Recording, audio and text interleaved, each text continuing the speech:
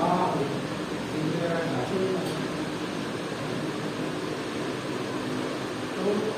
करता था ना नोटिस है, एक बार नोटिस आया वकील नहीं, वकील से नहीं आएगा, वो कोर्ट से आएगा, समन होता है, उसमें सील छप्पा लगा होता है, ठीक है। वकील से आएगा तो उनको डराते हैं, का नोटिस आया से, तो मतलब कि वो आपका केस नहीं हुआ, फर्जी है, एक समझ। अगर सील छप्पा लगा कर आया था एक बार बहुत ज्यादा कराया,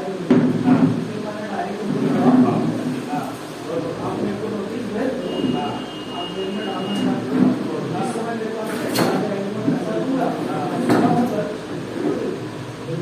उसके बाद तो वैसे ही टैकल करना है, ठीक है। अगर हमारे को कोई बोलने के लिए जेल हो जाएगा, मुझे हो जाएगा, जेल आपको लोन के मामले में जेल नहीं होता। लोन के मामले में जेल तभी होता है जब आपने डॉक्यूमेंट फर्जी दिया, और इस डॉक्यूमेंट अगर आपने बैंक में दिया या एनबीएफसी को दिया, एप्लीकेशन की बात तो मैं नहीं करूँगा, लेकिन अगर कहीं पर आपने गलत डॉक्यूमेंट दिया है, एडिट करके बहुत सारे लोग डॉक्यूमेंट दे देते हैं, सर्वे नंबर 304 है और 304 की जगह 305 लिख के लोन पास आउट करा लेते हैं। तो यदि आपने फर्जी डॉक्यूमेंट दिया तो फर्जी डॉक्यूमेंट देने की केस में आपको केस लग सकता है, उसके लिए आपको जांच लगेगा, जेल हो सकती है, तो उस कंडीशन में केस हो। बाकी सिर्फ अगर चेक बाउंस हुआ, कंपनी वाले केवल एक ही चीज कर सकते हैं, चेक बाउंस करा सकते हैं। ये कर सकते हैं कि आप यहाँ रायपुर में रहते हो और कंपनी चेक बाउंस कराएगी कलकत्ता, तो आपको कलकत्ता जाना पड़ेगा, ये चीज हो सकता है, क्योंकि कंपनी का हर जगह से इनकम रहता है, तो जहाँ कंपनी जाए तो वो मेंटली टॉर्चर करने के लिए आपको कहीं और से चेक बाउंस करा सकती है, फिर उसके लिए आपको वहाँ जाना पड़ेगा। और चेक बाउंस 3 बार अगर होगा, 3 बार आपको नोटिस आया, तीनों बार में आपने जवाब नहीं दिया, तब जो है कोर्ट पुलिस के थ्रू आपको अरेस्ट करता है और तब 14 दिन की न्यायिक डिमांड मिलती है, समन आने के बाद, समन आने के बाद 14 दिन में हाँ फिर आपको मेल कराना पड़ेगा, मेल नहीं कराएंगे तो नंबर आ सकते वो भी उसके बाद भी जज के ऊपर डिपेंड करता है कि वो आपको छोड़ेंगे, मिनिमम 14 दिन तक लेट होगी, ठीक है। तो इसलिए कभी भी सेक्शन 138 का कोर्ट से अगर नोटिस आए, समझ आए, सील छप्पा लगाकर, तो उसका वकील के थ्रू प्रॉपर जवाब दो। क्या करना है, लोकल वकील के थ्रू पूछ लो, जानकारी ले लो, उसके बाद हैंडल कर लो। और एक 138 का और एक सरफेसी है, जो आपने जमीन जायदाद जो भी आपने रखा उसका नोटिस आए तो उसको बस तरीके में नहीं। बाकी ये लोग जनरली ये लोग फर्जी ये करते हैं, क्योंकि 138 का केस जब भी होता है तो वो केस चलता रहता है, सालों साल चलता रहता है, वो कब खत्म होगा कंपनी को नहीं पता, आपको ठीक है। तो इसलिए कंपनी वाले भी एट लास्ट में ये स्टेज अपनाते हैं कि चेक बाउंस करें। हाँ कंप्रोमाइज भी होता है, लोक अदालत होती है, उसमें क्या होता है कि कंपनी वाले लोक अदालत के थ्रू आपको बुलाएंगे। अच्छा यहाँ पर भी एक चीज होता है, आप लोग के साथ भी अगर ऐसा हो कि लोक अदालत से बुलाया जाए और बुलाने के बाद जज के पास ना बैठाकर सिर्फ बैंक वाले अगर आपसे बात कर रहे हैं और बैंक वाले पैसा काट रहे हैं, रसीद काट के लेके जा रहे हैं, तो भी आपके साथ न्याय नहीं हुआ, ठीक है। लोक अदालत में जब भी आप लोग जाओगे तो उसमें सेटलमेंट होता है। जैसे आप मान लो आपने 8 लाख रुपए दिया, अब 8 लाख रुपए कंपनी ने तब दिया या बैंक ने तब दिया जब आपकी स्थिति थी 8 लाख रुपए देने की, वापस देने की, सिविल स्कोर देखा आपने, स्टेटस देखा जो भी व्यक्ति का, है ना। अभी स्टेटस आपका नहीं है, बस अभी पहले आप कमा रहे थे 50,000 रुपए, अभी आप कमा रहे हो 10,000 रुपए, तो कहाँ से देखो नहीं देखो। तो लोक अदालत जनरली क्या होता है कि जो कंज्यूमर होता है उसके फेवर में डिसीजन लेते हैं, तो जब भी लोक अदालत लगती है तो उसमें सेटलमेंट होता है, और सेटलमेंट भी जब भी आप करोगे, जब भी सेटलमेंट करना, एक चीज हमेशा याद रखना, एक ही बार में सेटलमेंट करना। यदि आपने 10 लाख रुपए का लोन दिया और 1 लाख रुपए केवल है आपके पास, यदि आपके जेब में 1 लाख रुपए भी नहीं है तो ये सेटलमेंट करना ही नहीं। आपके जेब में केवल 50,000 रुपए है तो तो कोर्ट तो यही बोला कि केवल 50,000 रुपये है मेरे पास और यही मैं दे सकता हूँ। इसके अलावा ना मेरे पास 60,000 रुपये है कि मैं 60,000 दूँ, ना 70,000 है, ना 50,000 1 रुपया। जितना आपके पास है उतना ही बताना, उतने में ही सेटलमेंट हो जाए तो ठीक है। और वो वन टाइम सेटलमेंट बोला जाता है उसको। सेटलमेंट अगर किस्तों में किया जाए हाँ तो भी गलत होता है। सेटलमेंट अगर आपका इंस्टॉलमेंट में करा जाए, मान लो सेटलमेंट बोल दिया कोर्ट ने कि ठीक है आपने 10 लाख रुपए लोन लिया और 1 लाख रुपए में सेटलमेंट किया जा रहा है, लेकिन आपके पास 1 लाख रुपए नहीं। कंपनी वाले बोले कि ठीक है आप 5 बार में दे देना 1 लाख रुपए। आपने भी हाँ बोल दिया कि ठीक है 20-20 हजार रुपए के हिसाब से 5 बार में दे दीजिए। अब इस कंडीशन में क्या होता है कि पहले व्यक्ति के पास 20,000 रुपए होता है, पहले महीने जमा कर दिया। अब कोर्ट ने ऑर्डर कर दिया कि हाँ सेटलमेंट हो गया, सेटलमेंट 5 किस्तों में ऐसा ऐसा होगा। अब एक बार आपने किस्त दे दिया 20,000 रुपए, दूसरी बार में आपके पास पैसा आया, आपने दूसरी बार किस्त दे दिया, तीसरी बार आपके पास पैसा नहीं है, कहीं से लोन लिया, फिर तीसरी बार भर दिया, चौथी बार कहीं से कोई उपाय नहीं बचा, तब जो कोर्ट का जो डिसीजन होता है उसको आपने गलत करा। जो आपने वन टाइम सेटलमेंट का जो रूल्स एंड रेगुलेशन है उस रूल्स के हिसाब से आप उसको फॉलो नहीं किए। अब इस कंडीशन में क्या होगा, इस कंडीशन में जितने रुपए में आपने सेटलमेंट किया वो उतने रुपए में सेटलमेंट नहीं होगा। और उसके बाद जितना कंपनी का पहले से 10 लाख रुपए आपका बचा हुआ था तो फिर से कंपनी आपका पैसा काटना चालू करेगी। तो इसलिए कोशिश ये करिए कि जब भी सेटलमेंट करें एक ही बार में सेटलमेंट करें। जिस महीने आपको ऐसा लगे कि हाँ इस महीने में इतना दे पाऊंगा तो एक बार में वन टाइम सेटलमेंट करें, उसको कभी भी इंस्टॉलमेंट में मत रखें। इंस्टॉलमेंट में यही होता है कभी आता है कभी नहीं आता है, तो जिस समय नहीं आया कंपनी वाले आपके साथ ऐसा व्यवहार करते हैं। और कोई सवाल? आप क्या करते हैं? शॉप किस चीज की? Car accessories. Car accessories. कितने का लोन लिया था आपने? मेरा भाई 3 लाख का लोन था। 3 लाख। और लॉकडाउन से बंद किया है, तो मैंने लॉकडाउन के बाद फोन आई थी कि एक किस्त लीजिए और फाइनल कीजिएगा जो आपके कितना अमाउंट है। मैंने कभी कोई पैसा नहीं है तो कुछ टाइम पर दिया जाए मैं दे दूंगा, उसको 10 महीना और हो गए। अब उनका 354 और उसे निकाला तो मैं दूंगा ही नहीं। मॉर्गेज कुछ दिए हो? कुछ गिरवी रखे हो क्या? मॉर्गेज वहाँ पर नहीं है, एक मकान लिया हुआ है जिसमें 28 लाख का लोन है, होम लोन। वो भी लॉकडाउन के बाद फिर जब स्टार्ट हुआ जनवरी से, जनवरी फरवरी में मैंने लास्ट 6 महीने किस्त दिया, उसके बाद उससे रिजर्व मार दी 3 महीने से मैंने 3 महीने से आपने अभी तक नहीं दिया। और वो लोग का फोन वगैरह आ रहा है? कंटिन्यू फोन भी आ रहा है, अभी भी आए थे पिछले सप्ताह आदमी आए, तो आप किस्त नहीं ले सकते हैं, नहीं कर सकते तो आप मकान खाली करके चाबी हमको ले लीजिए। तो फोन नहीं हो गया, चाबी आपको दे देते कौन है आप जाइए कोर्ट ऑर्डर ले आइए, जो होगा आप देंगे। अगर यही स्थिति रही तो हम मकान छोड़ देंगे। आपको अपने कैसे मकान देना, खुद से कभी भी सरेंडर नहीं करना है। वो क्या है क्या होता है वो लोग बोलेंगे कि खुद से सरेंडर कर दो, इतना मेंटल टॉर्चर करेंगे कि ये आपको लगेगा कि सरेंडर ही कर देना ठीक है, कम से कम फोन तो नहीं आएगा, कम से कम ये तो नहीं है, वापस तो नहीं होगा, आपसे डॉक्यूमेंट में साइन करा देंगे। लेकिन जब आपने खुद से सरेंडर कर दिया तो यानी कि अब वो करना होगा। अब तो नहीं हुआ ना आपका? अब तो नहीं हुआ ना? 22 का लोन था पहले, 22 के बाद 6 लाख हो गया। अब आप की तो इंटरेस्ट रेट भी बढ़ा होगा, भी बढ़ा दिया, टेन्योर भी बढ़ा होगा। उसके बाद तो मैंने 3-4 साल दिया था, उसमें लॉकडाउन लग गया, लॉकडाउन का रिसेक्शन हुआ, हाँ तो जो अमाउंट था जो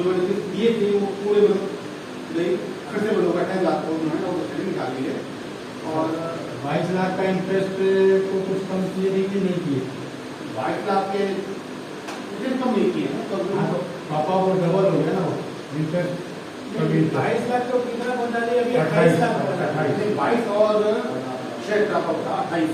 अच्छा 28 लाख देने के बाद मैंने 3-4 साल स्टार्टमेंट की है।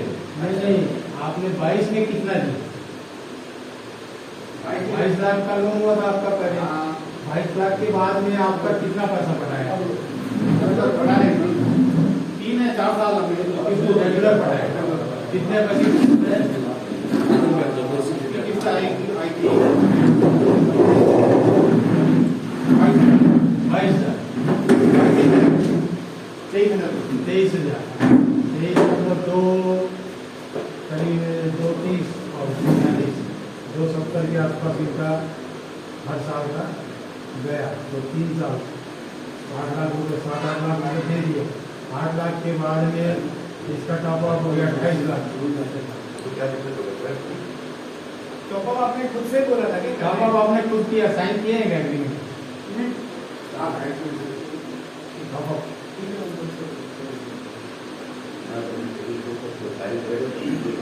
और कोई बचा है अपनी बात रखने के लिए किसी का लोन वगैरह? बताओ भैया, जिसका जिसका जो जो समस्याएं हैं थोड़ी बताओगे जब जानकारी।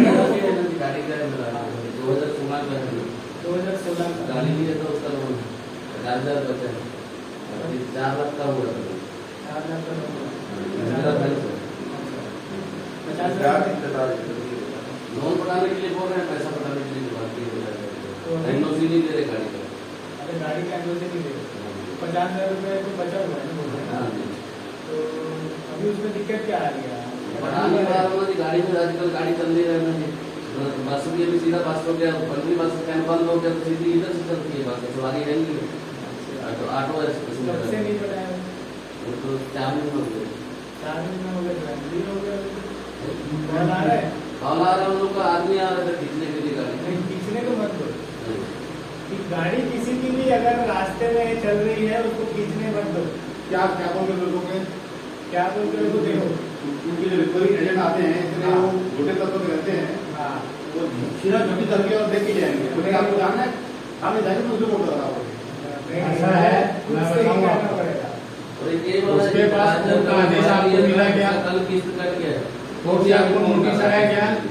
नहीं 38 नहीं, वो आपका सही बात है। हाई परसेंटेज वाले लड़के गुंडे भेजते हैं। वो गुंडे जब आपके पास आए सबसे पहले तो आप थाने वाले को फोन करो। कोर्ट की नोटिस आपके पास आई क्या? नहीं आई। कोर्ट के थ्रू अपने तामील करेगा, उसके बाद अपन कर सकेंगे। वो लड़के कुछ नहीं कर पाएंगे, वो लड़के बंद हो जाएंगे। नहीं, एक और ऐसा भी बात है जी ये फ्रेंड था मेरा, वो उसकी गाड़ी खींची है करीब 2-3 साल पहले, लॉकडाउन में हुआ तो 3-4 साल पहले। तो वो खींच गए थे गाड़ी को, तो फिर वो पीआई को फोन किया, तो पीआई साहब एक टाइम बोल दिए कि उसका रूल्स करेगा। ऐसा रूल्स करेगा क्या होता है? मैं कोई रूल नहीं होता ये जो नेक्सस है ये। यहाँ पे आपकी गाड़ी जिस रोड पे जा रही है, एजेंटों का नेक्सस होता है। जो पुलिस वाले से मिले रहते हैं, बहुत सारी एजेंसी जैसे एक दूसरे से मिली रहती है, सबको मंथली देते हैं। आम व्यक्ति को पता नहीं रहता है सब बात। अच्छा, लेकिन जब आप लोग मेल करोगे या जब आप लिखित में कुछ कार्रवाई करोगे तो उनको भी काम करना पड़ेगा। जब आपको अधिकार अपने पता होंगे कि आपका कोई गाड़ी आपसे छीन नहीं सकता जबरदस्ती। ठीक है, एक केस हुआ था 2019 का है, UCO bank versus Sujoy Kumar का। उस केस को स्टडी करना, अगर गूगल सर्च करोगे तो सुजॉय कुमार, क्या नाम बताया? Sujoy SUJOY, Sujoy Kumar versus UCO bank. उसमें भी ऐसे ही कुछ हुआ था कि गाड़ी बाद में खींच ली गई थी लोगों के द्वारा, बिना नोटिस के, बिना कुछ के, ऐसे एजेंटों के द्वारा। तो कोर्ट ने ये कहा कि ऐसा अमानवीय तरीके से खींचना किसी का अधिकार नहीं है ना। तो इस नोटिस को आप वकील के थ्रू किसी माध्यम से, या जो आपके जो बैंक में जो लोग ऐसा कर रहे हैं, जो एजेंट लोग ऐसा कर रहे हैं, तो उस एजेंट के बारे में लिखित में उस बैंक को नोटिस दो। ये एजेंट इस रूट में मैं जब भी जा रहा हूँ तब ये लोग ऐसा छीनने की बात कर रहे हैं, गाड़ी हथियार ले रहे हैं, ऐसा कर रहे हैं, वैसा कर रहे हैं। यदि बैंक भी आपकी बात नहीं सुन रहा तो RBI रेगुलेटरी अथॉरिटी होता है बैंकों का, या फिर जो भी एनबीएफसी कंपनी है जहां से भी आपने लोन वगैरह लिया है, तो यदि वो लोग भी आपकी बात नहीं सुन रहे हैं तो आरबीआई को कंप्लेंट डालो, और आरबीआई से भी कुछ नहीं हो रहा है तो फिर भी बताइए, कुछ ना कुछ जरूर उसका भी सॉल्यूशन निकाला जाए। अभी एक साथी को मैंने बुलाया है जिनका गाड़ी भी छीन लिया है ना, तो वैसे ही ऐसे लोगों के साथ अत्याचार किया जा रहा है और ये नेक्सस के थ्रू हो रहा है। लोगों को पता नहीं है, क्यों? क्योंकि लोग संगठित नहीं, जानकारी नहीं है। एक के साथ समस्या है लेकिन वो अपनी समस्या बता नहीं पा रहा है, दूसरे के साथ भी समस्या है, वो पहले को नहीं बता पा रहा है। ज्यादा आगे जाएगा, थाने जाएगा, थाने में जाने से यही कहा गया भाई वो गाड़ी में आप तो पेपर साइन कर चुके हैं ना, लोन नहीं पटाने की स्थिति में आप गाड़ी उनको देंगे, आप साइन कर चुके हैं, तो फिर क्यों आए हो आप? नहीं, ऐसा करके वापस किया जाए। नहीं तो वो ना आप उसका नोटिस देखना, सुजॉय कुमार वर्सेस उसमें भी भैया आपने हाथ कटे हैं, मैं मानता हूँ आपकी बात, एग्रीमेंट में हाथ कट गए हैं आपने, मगर उसमें एक प्रावधान है कि कोर्ट को आपको 3 महीने का नोटिस आएगा सर, अगर आप एक पैसा जमा करेंगे या अन्यथा गाड़ी जमा करेंगे, 1.5 महीना पहले और वो नोटिस अगर उसके पास चला जाएगा, सीजर के पास, तब आप गाड़ी को सीज करवा सकते, अन्यथा नहीं हो। और नोटिस हमने ना लिया, नहीं लिया तो कोई मतलब ही नहीं, नोटिस का आप जवाब दो। अरे भैया मैं भी ट्रांसपोर्टर हूँ, मेरी भी गाड़ियाँ हैं, और किसकी माँ ने दूध पिलाया कोई मेरी गाड़ी को रोक लो, मैं नहीं भरता किसकी, 15 साल हो गई, 15 साल हो गई। जैसे अभी IAFL का जैसे मेरे को नोटिस अगर आया 2 दिन बाद, तो मैंने नहीं लिया, उनको बोल दिया कि किस चीज का नोटिस? हेडिंग क्या है? IAFL वो तो ठीक, वो तो कंपनी है ना IAFL, यही नहीं खोले नहीं, आपने बोले ही नहीं। यही नहीं, मैंने उनको बोल दिया कि बोल दो कि आपकी दुकान में बंद है, बंद हो गई। आपने कुछ गिरवी तो नहीं रखा है ना उसने? देखो फिर भी हाँ, तो कुछ ऐसा दिक्कत नहीं होगा। देखो सिविल सब ज्यादा से ज्यादा यही हो सकता है लोगों का, सिविल डाउन होगा, कर चुके हैं। सिविल डाउन होगा, और ये भारत की सबसे बड़ी समस्या है। 80 से 90% लोगों का आज की डेट में सिविल डाउन हो चुका है, और इसका सॉल्यूशन नहीं है। हम चाहेंगे कि नहीं आज मेरा सिविल डाउन है, उसके लिए मैं ये कर देता हूँ, वो कर देता हूँ, अच्छा बहुत 3 बार भी करते होंगे तो भी बहुत मुश्किल है। और एक चीज और कि यदि आप लोगों ने सेटलमेंट करा लिया, जो OTS स्कीम होती है, लोगों का सेटलमेंट करा लिया, तो सेटलमेंट कराने के बाद कोई कंपनी लोन नहीं देती, ये भी बात। तो सेटलमेंट एकदम लास्ट स्टेज में उसमें लिख दिया जाता है पीछे में सेटलमेंट, उसके बाद स्कोर को उठाने का कोई भी तरीका, छोटी गाड़ी लो उसको फाइनेंस करो और रेगुलर कंपनी देगी, कंपनी देगी ही नहीं ना, सेटलमेंट में नहीं देती। सेटलमेंट करने के बाद 700 सेटलमेंट आपने करा लिया, तो सेटलमेंट के बाद कंपनी आपको लोन देगी। तो सेटलमेंट की जगह में क्या एक वर्ड यूज किया जाए जो सिविल फिट हो जाए या खराब ना हो? सिविल का तो कोई चारा नहीं। ये कर सकते हो कि यदि आपको ऐसा लगता है कि मेरा जो EMI का जो अमाउंट है वो ज़्यादा है और मैं कब EMI का अमाउंट दूँ तब मेरा ठीक रहेगा, तो लोन रीस्ट्रक्चर होता है। तो लोन रीस्ट्रक्चरिंग में आपका जो अमाउंट है वो कम हो जाता है। जैसे 3,000 रुपये आपका किस्त कट रहा है तो 1,000 कर देंगे, 30,000 का 10,000 कर देंगे, लेकिन जो टेन्योर है वो टेन्योर बढ़ा दिया जाए। अच्छा, आप ऐसा होता है जैसे कि मेरा होम लोन है, होम लोन में मतलब मेरी स्थिति बिगड़ गई है, तो मेरे से मूलधन लिया जाए, किसको ब्याज न लिया जाए, अगर कोई प्रावधान है? मूलधन लिया जाए, ब्याज न लिया जाए। एक बार आप कंपनी को रिटर्न में मेल करिए कि मैं जिस समय लोन लिया था उस समय मेरी स्थिति ये थी, मैं इतना कमा रहा था, मैं इतना मेरी सेविंग थी और उस सेविंग से मैं दे रहा था। आज की डेट में महंगाई भी होगी, GST डिमोनेटाइजेशन, लॉकडाउन लगाने के बाद से मेरी सिचुएशन ऐसी है, अब मैं लोन को नहीं प्रोवाइड कर पा रहा, मैं इतना कमा ही नहीं पा रहा, मैं इतना सेविंग हो पा रहा। तो ये सब लिख कर देंगे तो बैंकों के पास ये अधिकार है कि वो आपसे अगर लोन को माफ करना है माफ करा सकती है, या फिर जो टेन्योर है टेन्योर इधर कर सकती है, यदि इंटरेस्ट भी कम वगैरह करना होगा वो भी कर सकती है। तो ये बैंकों का अधिकार है। फिर भी अगर आपको लगता है कि बैंक नहीं मान रही, आपकी बात बैंक नहीं सुन रही है, तो एक बार फिर मेल डालिए RBI को, वहां पर डाल के देखिए, ठीक है। अब ऐसा नहीं है कि यही इसका सॉल्यूशन है, हो सकता है और आगे चल के और भी चीजें समझ में आए, और भी चीजें लागू हो, तब जाकर सॉल्यूशन इसका निकले। लेकिन अभी तत्काल अगर सॉल्यूशन चाह रहे हैं तो तत्काल पहले कंपनी से बात करना पड़ता है, और कंपनी से बात करना मतलब वर्बली बात करना नहीं, मेल टू मेल या तो रिटर्न में। जब भी आप रिटर्न में कुछ डॉक्यूमेंट लेकर जाएंगे तो वो लोग से सील साइन करा कर भी लीजिए, या ये सभी को पता रहे, मतलब जो हमने डॉक्यूमेंट दिया वो कंपनी को गया, ये हमारे पास भी प्रूफ होना चाहिए। आपकी स्थिति एकदम नील है, जीरो हो गई है। पर्सनल ले लेते हैं पैसा, हमको ब्लैंक चेक दिए रहते हैं, वो ऑफिस पर क्या एक्शन ले सकता है? 138 उससे और कुछ नहीं है। और कुछ दबाव बनाएगा, कैसे दे दो मुझे, कैसे वो कर दो, दबाव बनाएगा, बाकी 138 ही लग सकता है और पूरा अपना पैसा वसूल सकते हैं। हाँ, वो पैसा वसूल। इंटरेस्ट तो सही इंटरेस्ट रिटर्न में लिखा पड़ी हुआ है, रिटर्न में लिखा पड़ी हुआ है, तो ऐसा जरूरी नहीं है कि बस उसको बैठा के समझा भी सकते हो। बहुत सारी जो सॉल्यूशन है, बहुत सारी समस्याएं जो है वो बैठ कर सॉर्ट आउट की जा सकती है।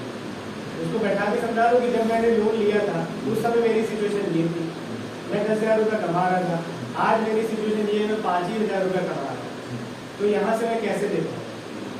तो या तो मेरे को सोसाइटी करना पड़ेगा, निपट जाता हूँ, उसके बाद सॉल्यूशन लेने में जो भी होगा उससे भी मिलेगा नहीं पैसा। तो या तो ये कर लो कि ठीक है, मान लो 10,000 रुपये आपने लिया किसी से, तो 500 करके लौटा दो, 100 रुपये करके लौटा दो। वैसे बोलते हैं तो लोग मानते नहीं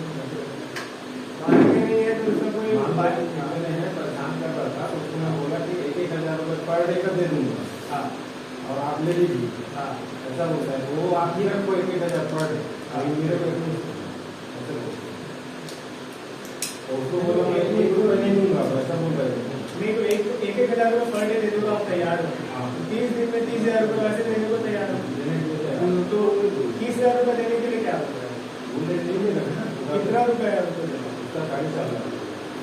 4.5 लाख रुपये महीना? नहीं, टोटल टोटल तो महीना कितना देगा? महीना उनको 30,000 रुपये दे देता हूँ। 30,000 रुपये दे। हाँ, तो दिक्कत क्या है? 1,000 दे रहा हूँ, वो जो नहीं लूंगा बोला तो देना बंद कर दो। अच्छा, आप देना ही बंद कर दो। तो हम खाता है वैसे कि आपका चेक रखता हूँ, लगा दूंगा। चेक रखने से यही होता है, चेक बाउंस होता है। चेक बाउंस कोर्ट से समझ आया कि आपने बैंक का बिल्कुल डिफॉल्ट किया है, इस नोटिस का आपको जवाब दीजिए, वकील के थ्रू बेल करा लीजिए, जो भी तो वकील आपको गाइड कर पाएगा कि ये क्या हो सकता है। चेक बाउंस में वहाँ पर कुछ नहीं होता। अपनी कोई वकील है जो हेल्प करे या जो एक रिजनेबल फीस ले? हमारी जो टीम है एक्चुअली वो दिल्ली की टीम, यहाँ पर मैं कोशिश कर रहा हूँ, यहाँ भी अगर वकीलों की टीम तैयार अगर हो जाए तो यहाँ पर भी हम लीड कर सकते हैं। आप लोग के नॉलेज में भी कोई ऐसा वकील होगा तो भी बताइएगा। मेरे नॉलेज तो उनको एक बार सर की वीडियो दिखाएगा, सर की वीडियो दिखाएगा, एक बार भी हमारे अभियान चला रहे हैं और फिर मेरे से बात करेगा। रायपुर में भी है कई वकील हैं, तो वो क्रिमिनल देखते हैं कि सिविल मैटर सिविल भी देखते हैं।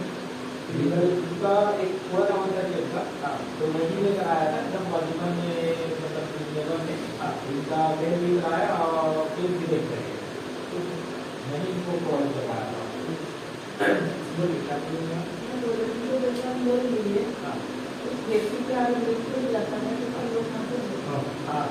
बीमार है माफ हो गया।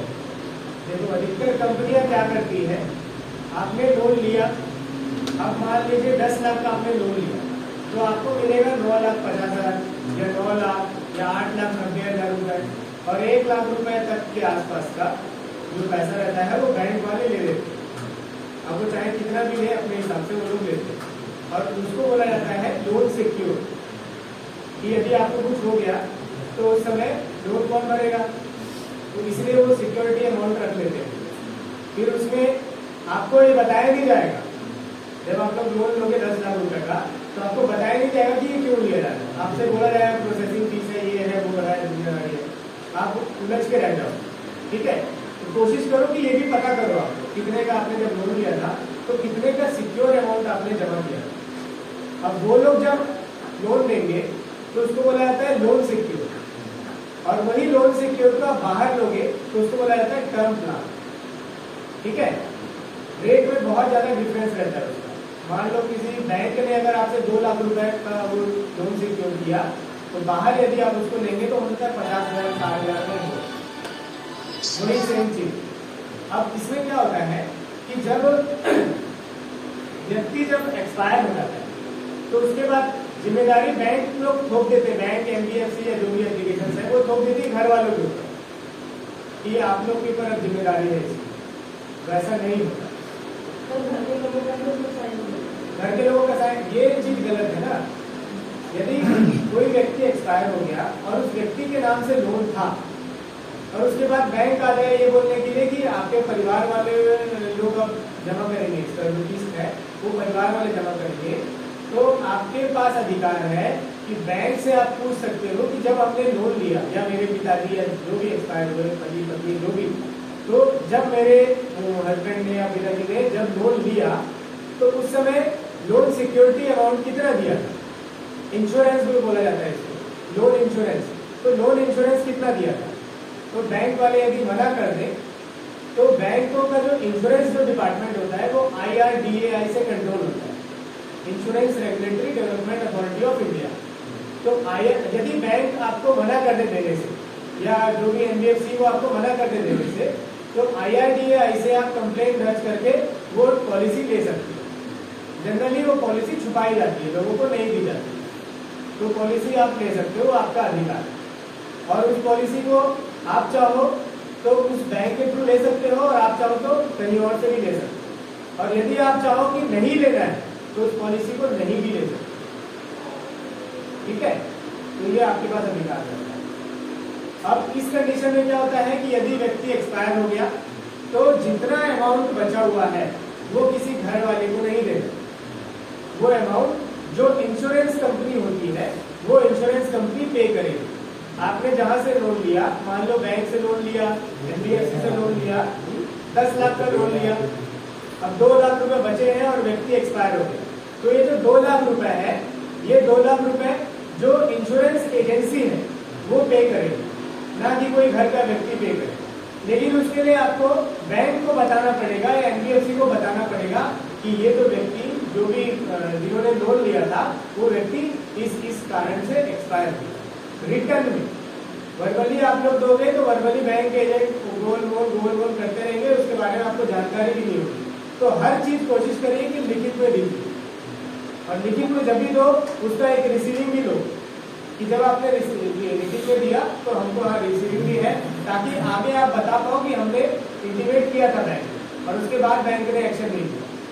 यदि रिटर्न डॉक्यूमेंट बैंक लेने से इनकार कर ले तो बैंक की मेल आईडी सर्च करो और बैंक की मेल आईडी में मेल करो, तो मेल भी आपका प्रूफ रहता है कि हमने मेल किया था, बैंक ने इसका एक्शन कुछ नहीं किया। तो उसको बोला जाता है इंश्योरेंस क्लेम या अमाउंट क्लेम या क्लेम करके है वो लोन क्लेम शायद बोला जाता है उसको। तो वो लोन क्लेम वही होता है जब आप किसी का डेथ हो गया तो आपने बता दिया, उसके बाद सेटलमेंट क्लेम शायद बोला जाता है। तो जो 2 लाख रुपए जो बचे हुए हैं वो इंश्योरेंस की कंपनी की, आपको नहीं देने की जरूरत नहीं है। ठीक है, और किसी का कोई सवाल?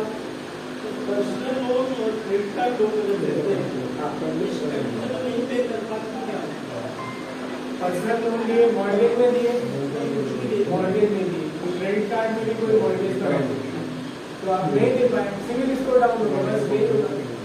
और पर्सनल लोन में आपने चेक दिया, कुछ भी नहीं है तो सिविल स्कोर डाउन होता है, बस यही हो सकता है और कुछ नहीं होता। क्रेडिट कार्ड के बेचते ही कोई पर्सनल लोन दे दिया, हाँ, और कुछ भी मॉर्गेज नहीं रखा है। आपके पास सिविल स्कोर डाउन होगा और कुछ नहीं होगा, मेंटली टॉर्चर किया जाएगा। वो तो सब करते हैं। हाँ, तो वो सभी कुछ देने के लिए तैयार रहना पड़ेगा, क्योंकि आज सच में स्थिति ये है कि 90% जिन लोगों ने भी लोन लिया उनकी सिविल स्कोर आज की डेट में डाउन है, क्योंकि वास्तव में स्थिति खराब।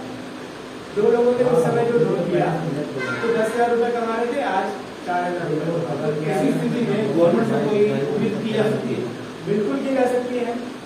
गवर्नमेंट हम लोग का संरक्षक होता है। गवर्नमेंट क्या क्यों बनाई जाती है गवर्नमेंट? और जो भारत देश है वो डेमोक्रेटिक कंट्री है ना। भारत देश डेमोक्रेटिक मतलब जनता से, जनता के लिए, जनता के द्वारा किया गया था। तो इस कंडीशन में क्या होता है, जनता की जो मांग रहती है, जनता की जो डिमांड रहती है, उस डिमांड को फुलफिल करना गवर्नमेंट का सबसे मेन मोटो होना चाहिए। सबसे मेन मोटो वही होता है। और इसीलिए आपने देखा होगा कि किसानों का कर्जा माफ किया जाता है, क्योंकि किसान लोग संगठित, किसानों का संगठन रहता है। आम व्यक्ति लोग क्या होते हैं, आपस में उलझे रहते हैं। हम लोग आपस में उलझे रहते हैं, कोई इस मुद्दे पे, कोई इस मुद्दे पे, कोई ऐसा कोई वैसा, लोगों को पता ही नहीं चलता कि एक्चुअल में ऐसा मुद्दा है क्या। ठीक है, तो यहाँ से मैं अपनी बात शुरुआत करता हूँ।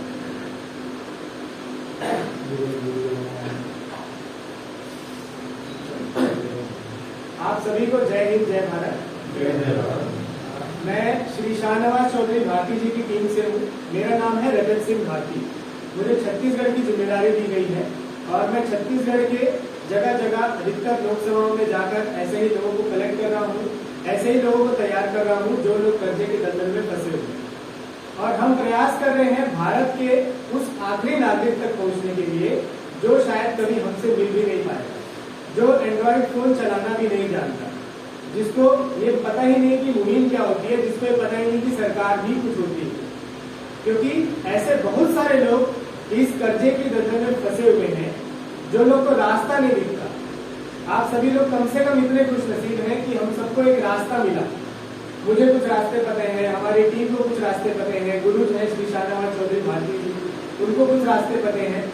तो उस रास्ते पर चलकर हम कर्जा माफ कराया जा सकता है। हमको ये पता है कि कर्जा माफ कैसे कराया जा सकता है, क्योंकि मैं राजनीति का विद्यार्थी हूँ, राजनीति को समझता हूँ और राजनीति कोशिश करता हूँ मेरे आसपास के जो लोग हैं वो सीखें। और मेरे गुरु है श्री शाहनवाज चौधरी, वो भी पॉलिटिकल ट्रेनर और बिजनेस कोच है। तो वो राजनीति की पकड़ समझते हैं, नेताओं की नब्ज समझते हैं, कैसे जनता को कर्जा माफ कराया जा सकता है, सरकार कैसे माफ करेगी, कब माफ करेगी, ये भी वो जानते हैं। इसीलिए उन्होंने टारगेट दिया कि 1 करोड़ लोगों तक हमको पहुंचना है। जब तक हम 1 करोड़ लोगों तक पहुंच नहीं सक जाएंगे तब तक ये मुहिम को सफल नहीं बनाया जा सकता। और 1 करोड़ लोग मतलब 135 करोड़ में का मान के चलिए 1%। तो यदि मुझे छत्तीसगढ़ की जिम्मेदारी दी गई है तो मैं छत्तीसगढ़ का 1% मान के चल रहा हूँ कि 3 लाख लोग। तो कम से कम 3 लाख लोगों तक हमको पहुंचना है। और आप सभी लोग टीम का काम करेंगे। मैं आप सभी को अपना परिवार समझ के चलता हूँ और आखिरी दम तक मैं लड़ने को तैयार हूँ। मेरे ऊपर कोई कर्जा नहीं है, मेरे गुरु श्री शाहनवाज चौधरी भारती जी के ऊपर भी कोई कर्जा नहीं है। लेकिन चूंकि हम जानते हैं कि भारत के 90% लोगों के ऊपर कर्जा है, भारत का 100% व्यापार कर्जे में चलता है। जो भी व्यापारी होता है वो कहीं ना कहीं कर्जा लेकर ही काम शुरुआत करता है। सरकारी नौकरी वाले, आज ये स्थिति है कि सरकारी नौकरी वाले भी कर्जे में। कल ही मुझे फोन आया CISF वाले का, वो भी कर्जे में है 32 लाख रुपए। तो आज स्थिति बहुत गंभीर हो चुकी है, जिसको लेके हम सभी को समझना पड़ेगा। आपको भी आगे आना पड़ेगा, अपनी बात को रखने के लिए बोलना पड़ेगा। कल हमारी टीम जा रही है, दिल्ली की टीम, वित्त मंत्रालय भी जा रही है। इससे पहले 2 बार हमारा डेलीगेशन जा चुका है। और आपको जानकर एक खुशी होगी कि पूरे भारत देश में जब से हमने काम की शुरुआत करी तब से अब तक 1 लाख लोग हमसे जुड़ चुके हैं। पूरे भारत देश से 1 लाख लोग कर्जा मुक्ति का फॉर्म भर चुके हैं। और छत्तीसगढ़ की मैं बात करूं तो जब मैं शुरुआत किया था तो मुश्किल से 1500-1600 लोग थे। आज की डेट में 4000 लोगों ने फॉर्म भर दिया। ये आप सभी लोगों की मेहनत का नतीजा है। जिससे भी मिलता हूँ, मैं जहां भी जाता हूँ, जिस भी टीम को ट्रेन करता हूँ, केवल यही समझाता हूँ, केवल एक व्यक्ति अपने लिए 100 लोगों का फॉर्म भराने लग जाए तो इस मुहिम को जल्द से जल्द सफल बनाया जाता है। और ऐसा नहीं है कि कर्जा कभी माफ नहीं हुआ है। बड़े बड़े व्यापारियों का करोड़ों का कर्जा माफ होता है। जो उद्योगपति होते हैं उन लोगों का करोड़ों का कर्जा माफ होता है, लेकिन आम जनता को पता नहीं चलता। जब 100 करोड़ रुपए सरकार खर्चे करती है कर्जा माफ करने के लिए, तो 65 करोड़ रुपए बड़े बड़े कॉर्पोरेट सेक्टर को जाता है, 28 करोड़ रुपए बड़े बड़े व्यापारियों को जाता है और केवल 7% जो पैसा रहता है वो किसानों के ऊपर खर्च होता है। किसानों के जो कर्जे माफ किए जाते हैं वो 7% कर्जे की जो स्कीम होती है उसमें से माफ किए जाते हैं। और ऐसे 1990 के दशक से चलता आया है कर्जा माफ करने की जो सिचुएशन है। हर सरकार आप लोगों ने देखी होगी, चाहे वो राज्य सरकार हो चाहे वो केंद्र सरकार हो, कर्जा माफी को लेकर ये लोग का हर समय मुद्दा रहता है। चाहे किसानों के कर्जा माफ को ले ले, चाहे मजदूरों के लिए कर्जा माफी कर दे, लेकिन आम जनता का कर्जा आज तक माफ नहीं हुआ। तो ये जो हम कदम उठा रहे हैं ये एक भारत देश के लिए सबसे बड़ा ऐतिहासिक कदम है। ऐसा ना कभी पहले हुआ और मुझे नहीं लगता कि आने वाले 100 सालों में कभी होगा। तो इसके लिए आगे आना पड़ेगा, क्योंकि ये जो लड़ाई है ये मेरी खुद की लड़ाई नहीं और आपकी भी खुद की लड़ाई नहीं है। आपके साथ उन करोड़ों लोगों की लड़ाई है जो लोग आपसे संबंध भी नहीं रखते, लेकिन जो लोग भारत देश के नागरिक, उन सभी की परिस्थिति को समझना पड़ेगा। क्योंकि हम लोग आम लोग, मैं किसी MP MLA का लड़का नहीं हूं, ना ही मेरे खानदान से कोई राजनेता बना है आज, लेकिन चूंकि मैं राजनीति को समझता हूं, राजनीति का विद्यार्थी हूं, इसलिए मैं समझता हूं कि हम सभी लोग को एक होने की जरूरत है। जैसे हर एक संगठन एक होता है, चाहे व्यापारियों का संगठन हो, चाहे बड़े बड़े कॉर्पोरेट सेक्टर का संगठन हो, चाहे किसानों का ही संगठन क्यों ना हो, वैसे ही हम सभी को भी एक होना पड़ेगा। आज स्थिति ये है कि यदि हम एक नहीं हुए तो हम सभी बिखरे जाएंगे और ये मुहिम को सफल भी नहीं बनाएगा। और काफी लोग इस उम्मीद से हमको देख रहे हैं कि ये लोग कुछ काम करेंगे तब जाकर इस मिशन को सफल बनाया जाएगा। बहुत सारे लोग कर्जे में डूबे हुए हैं, बहुत सारे लोग यहाँ आ नहीं सकते। मुझे ये भी फोन आया, रायगढ़ का एक साथी है जो आना चाहता था, लेकिन उसके पास इतने भी पैसे नहीं है कि ये रायपुर आ सके। बहुत सारे लोग, ऐसे बहुत सारे लोग हैं जिनके पास दिन में 400-500 रुपए भी नहीं आते। पेंटरों का संगठन है जो 300-400 लोगों का संगठन है, उसमें से हर दिन कोई ना कोई एक्सपायर हो रहा है। और क्यों एक्सपायर हो रहे हैं? क्योंकि लोगों की आर्थिक स्थिति सच में डाउन है। लोगों के पास इतना भी पैसा नहीं है कि अपना जीने खाने की व्यवस्था कर सके। आज भारत देश भुखमरी से जूझ रहा है। पूरे विश्व की जो गणना की गई 121 देश शामिल होते हैं उसमें, और उस 121 देश में भारत देश का जो नंबर है, आपको जानकर हैरानी होगी कि भारत देश का नंबर 107 पर आता है। यानी कि भारत देश भुखमरी से भी आज जूझ रहा है। तो इन सब से निकालने की जिम्मेदारी हम आप जैसे लोगों की, आम जनता की है।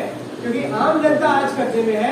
जब तक इस कर्जे को माफ नहीं कराया जाएगा तब तक ये लड़ाई चलती रहेगी। 1 करोड़ लोगों तक हमको पहुंचना है।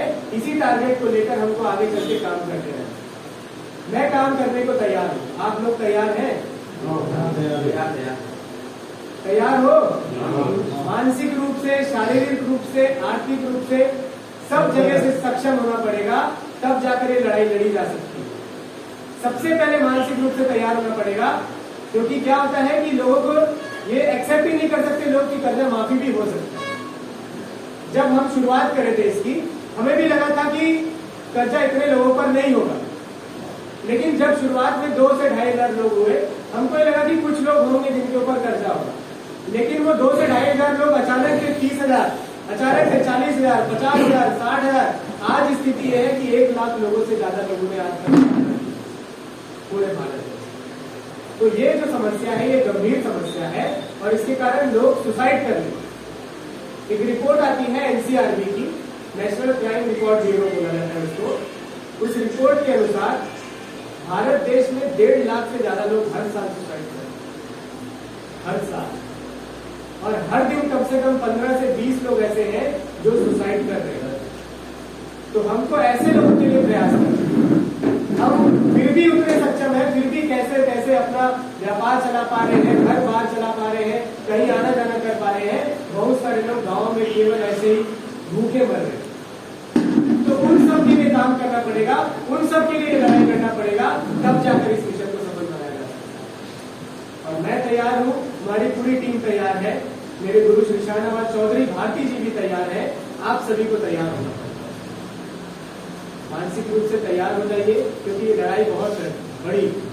हम आपका साथ हमेशा देने को तैयार है, केवल इस मुद्दे पे नहीं, जीवन के हर एक मुद्दे पर साथ देने के लिए तैयार है। और मैं जानता हूं कि मैं जिससे यदि जुड़ता हूं तो मैं जीवन भर के लिए जुड़ता हूं।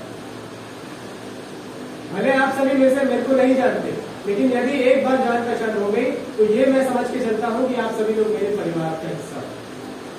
आप सभी लोगों के लिए मैं 24 घंटे तैयार हूं। 24 घंटे 365 दिन मैं हमेशा तैयार हूं। आप जब भी कॉल करो मैं कॉल उठाने को तैयार हूं। जो भी समस्या हो आगे आइए, समस्या बताइए, तब जाकर उसका समाधान निकल सकता है। खुद अकेले में समस्या को मत सॉल्यूशन निकालिए, क्योंकि क्या होता है आदमी समस्या के बारे में सोचता रहता है और सॉल्यूशन के बारे में सोच ही नहीं पाता। इसी वजह से लोग सुसाइड करते हैं। तो उन सभी लोगों को बचाइए। आप जैसे बहुत सारे लोग ऐसे होंगे जो लोग आपके इर्द गिर्द होंगे जिन लोगों ने सुसाइड कर लिया। तो हमको ऐसे लोग को बचाना है जो लोग आज सुसाइड करने की कगार पर हैं। आपने बहुत अच्छा है, सुसाइड न भी करे अटैक तो आ ही जाता है। हाँ, ये मेंटल टॉर्चर की स्थिति, ये मेंटल टॉर्चर की जो स्थिति है, इसके लिए भी संगठित होकर काम करना पड़ेगा। यदि किसी एक को परेशान किया जा रहा है, यदि रायपुर की मैं बात करूं तो रायपुर में से आप सभी लोग यहाँ पर आए हैं, रायपुर के रहने वाले हैं। यदि किसी एक को परेशान किया जा रहा है, क्या आप सभी लोग उसके घर नहीं जा सकते? बिल्कुल जा सकते हैं। आपका तो अधिकार है। जो एजेंट आ रहा है आप लोगों के पास, उसका अधिकार नहीं है कि गाली गलौज कर दे, छीन झपट कर ले, कुछ कर दे आपके साथ। तो आपको अपने अधिकार पता होना पड़ेगा और प्लस साथ में संगठित होकर काम करना पड़ेगा। मैं गाइड कर सकता हूँ आपको, हमारी टीम जो है वो पूरी गाइड कर सकती है आपको, हर चीजें कर सकती है, लेकिन करना आपको पड़ेगा। एक कहावत है ना कि घोड़े को पानी तक पहुंचाया जा सकता है, घोड़े को तालाब तक पहुंचाया जा सकता है, लेकिन जब तक घोड़े को प्यास नहीं लगेगी तब तक उसको पानी नहीं पिलाया जा सकता। तो ये प्यास आपकी प्यास है। हमको रास्ता पता है कि कैसे कर्जा माफ किया जा सकता है, उस रास्ते पे चलना हम सभी को। मैं चलने को तैयार हूं, क्या आप तैयार हैं? इसी तरह लड़ाई लड़ेंगे, साथ मिलकर काम करेंगे। आज एक ग्रुप बनाएंगे और उस ग्रुप में साथ मिलकर सभी लोगों का एक साथ प्रयास किया जाएगा और वैसे ही काम करेगा। जय हिंद, जय भारत। और किसी को अपनी कोई बात रखनी है तो निर्देशक रख सकते हैं। हाँ, गाड़ी वाले भाई साहब आप रुक जाइए। और कोई जो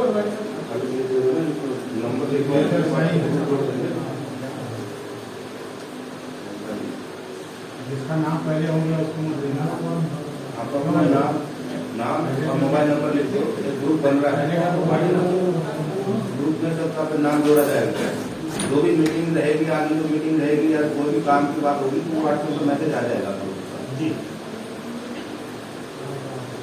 लीजिए आप अपना नाम लिख दीजिए, नाम और मोबाइल नंबर कौन से लीजिए, रघु लिख देंगे तो अच्छा रहेगा। नहीं, एरिया की जरूरत नहीं है। नाम और मोबाइल नंबर, नाम और मोबाइल नंबर भरोगे क्योंकि गाड़ी है पकड़े को